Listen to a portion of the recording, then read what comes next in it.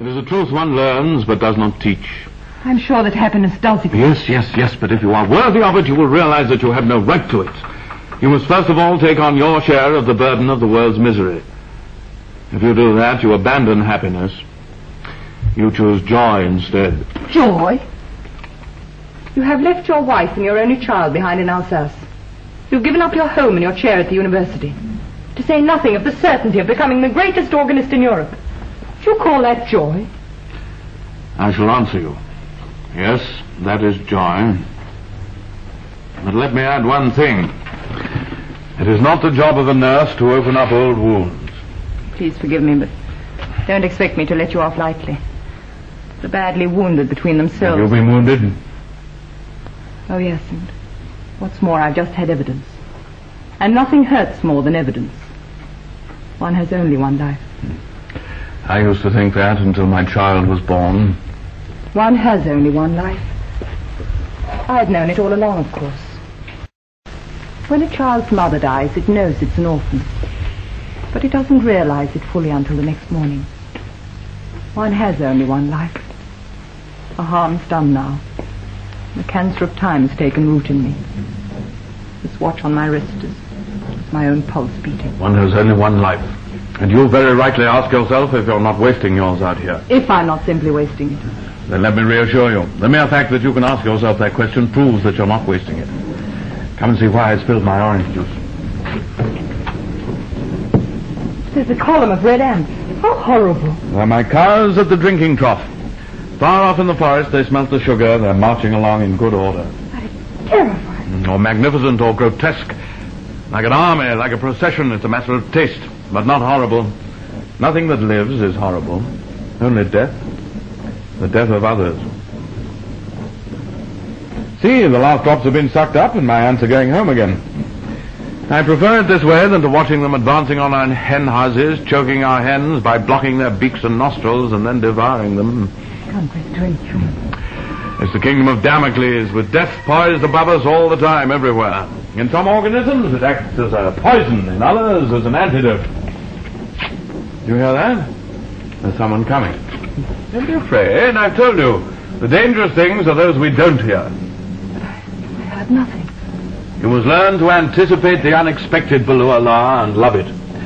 One day you will see a face at a window, you will find a book in your hand, you will hear an unknown voice, and suddenly your life will have meaning. What an idea. A worthwhile life owes nothing to chance. Chance plays a great part in the making of every great life. Father Charles. I felt sure you wouldn't be Is this the sick child? Yes.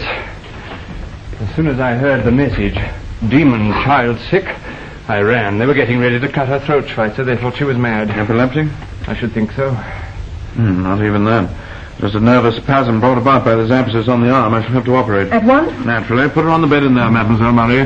Give her a sedative and put a dressing on her arm. Warn Joseph and Walter. They'll have to help me. Thank you. I could do it quite well myself. No, the child must be held without any tenderness.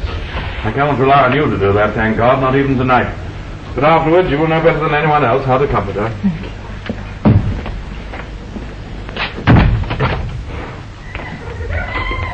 What a setback, Father Charles. We've been here 2 years, you and I, and they're still sacrificing sick children. What a defeat. 2 years. That's true. But think of the centuries behind us, and the centuries ahead of us. No, Father Charles, no. It is not enough for me that the kingdom of heaven is on its way. I want it to come more quickly, more quickly. Oh, what use am I? It is not you who are doing too little. It is I who pray badly. I put up 20 huts, 300 beds, 100 cots for a region 10 times the size of Alsace. Before there was nothing. One day there will be a model hospital, dispensaries everywhere. That's all very well. But what about today, Father Charles? I'm only interested in today. It's one of these terrible Protestants, eh? That's what you think of me. No, I was wondering how you judge me, Schweitzer. You fell timber, build huts, tend the sick from morning till night, while I spend hours prostrate before the altar. You must take great courage when their bodies are in such pain to think first of their souls, which are suffering even more. I couldn't do it myself. Each of us has followed his own road. At the outset, we turned our backs on one another. And now, halfway through our lives, and having traversed half the world, we meet again face to face, helpless, broken-hearted. Is it only tyrants and millionaires who achieve their objectives? I never thought you were a man to admit despair. Well, it's midnight, Father. I always examine myself at midnight. I stand in front of this map of Africa, which I have here to keep me humble, on which we're not even marked except by this pin. A thorn stuck in the flesh of this great savage body. A thorn which will triumph in the end. Yes, but when, Father Charles? When? Will our great-grandchildren see the day? I don't know. But we, Schweitzer, from the terraces of our father's house, we shall see it for ourselves. The governor of the colony would have a good laugh if he could hear us now, and so would the military commandant. The commandant would be a different kind of laughter. Do you know him? I haven't met him out here yet, but he and I were cadets together at Saint-Cyr. Why do you smile? The idea of Father Charles at a military academy. Oh, don't speak of those days. Was Louvain as fond of extravagance and display then as he is now? Was he already an empire builder? Louvain had a prodigious capacity for being bored. Bored? Louvain? He could easily be bored to death, only action kept him alive. I was over 30 before I grew impatient of talk.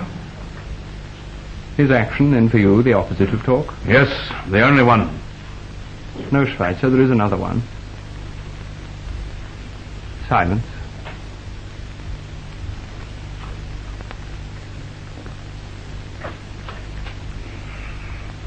You're getting thin, Father Charles. Nonsense. Trees don't get thin. You are getting thin. I'm sorry to have to speak to you about this, but I'm afraid you've been denying yourself too much. Not at all. You're inflicting upon yourself excessive mortifications. The body's a good companion, Father. Treat it well. It's a greedy, idle slave. But faithful unto death. Besides, the worst mortification for you, of course, would be to give up your mortifications. Oh, don't ask me to do that. I'm afraid I must. Come along in. Let me have a look at you. But surely not before you operate on that sick child. Yeah. Oh, all right. Suppose everything will be ready by now. Don't go away, Father Charles.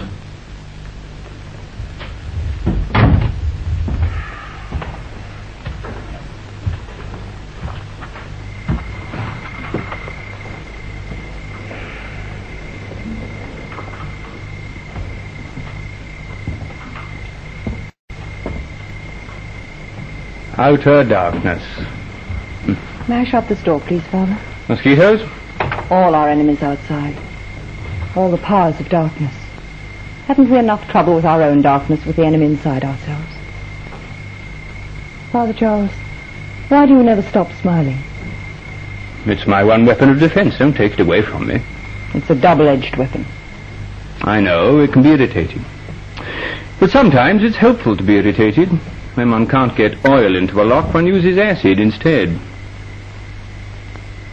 You ask me why I smile. May I ask why you have given up smiling? Father, do you also think that one has no right to happiness? Happiness passes. Like a king in a procession. You wait a long time, suddenly your heart beats faster. But it's too late, he's already gone by. Happiness can only be seen in retrospect. I'm going to ask you a very foolish question. Do you ever look at yourself in the glass, Father? A long time ago, I came face to face with a stranger. Seeing that he looked anxious, I said to myself, what can I do to help this poor old man? I held out my hand to him.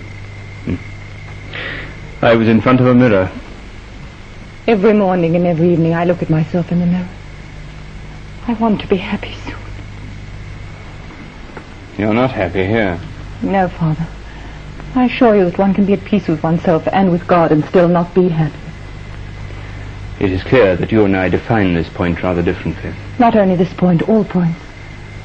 I want to find a single human being to whom I can offer all that I have. That is the beginning. For me, it is the end. Then what are you doing here? In this hell? I'll tell you. You have come all this way because you wanted revenge on someone. But as is the way with all noble spirits, your only victim has been yourself. How did you know? I know nothing of your past. But you know nothing of your future. Don't hold back your heart while you're waiting. Share it out among all those who need you so badly. I didn't come here for them.